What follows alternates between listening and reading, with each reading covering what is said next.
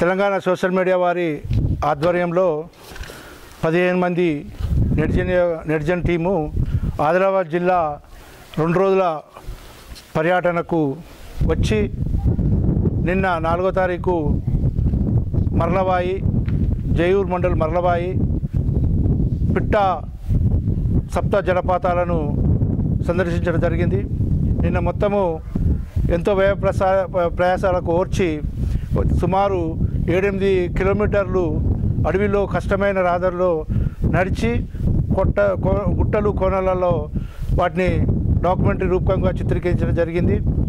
ఈరోజు అందులో భాగంగా కొమ్రం భీం పోరాట గడ్డ జోడెఘాట్ రావడం జరిగింది. జోడెఘాటులో ఇక్కడి ఆదివాసీ ప్రజలు ముఖ్యమైన కోరిక, వాళ్ళ స్వప్నమైన కోరిక, వీళ్ళు ఆసిఫాబాద్ పోవాలంటే వయా 51 కిలోమీటర్లు అవుతుంది.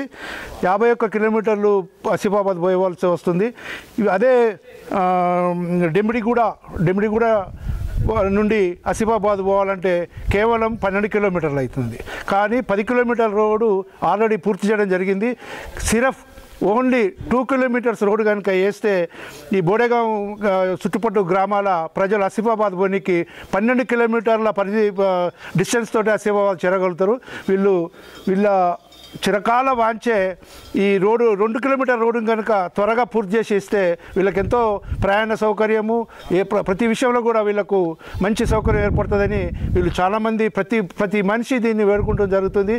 కాబట్టి తక్షణమే తెలంగాణ ప్రభుత్వము దీని మీద శ్రద్ధ పెట్టి ఆ 2 కిలోమీటర్ రోడ్డును పూర్తి చేసి ఈ గ్రామాల ప్రజలను ఆదుకోవాలని తెలంగాణ సోషల్ మీడియా తరఫు నుంచి మేము వేడుకుంటున్నాం.